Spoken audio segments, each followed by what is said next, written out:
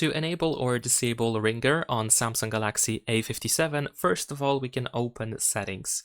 Next, in Settings, you want to proceed to Sounds and Vibration. In here, we are looking at the top in order to find the sound mode, which allows you to use the ringer. You can also choose the vibrate mode in order to deactivate the ringer but use vibrations. And also we have the mute mode, which completely silences your Samsung Galaxy A57. We can also toggle temporary mute in here.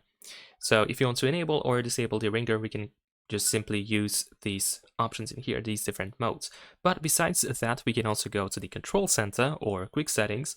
And in here, in this place where we have the media volume level slider on the right side, we have this speaker. So this icon means that the ringer is enabled and we use the sound mode.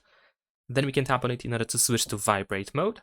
And then we can tap again in order to turn off the ringer completely and the vibration as well. So this is the silent mode or mute mode. And that is pretty much it. Leave a like and subscribe.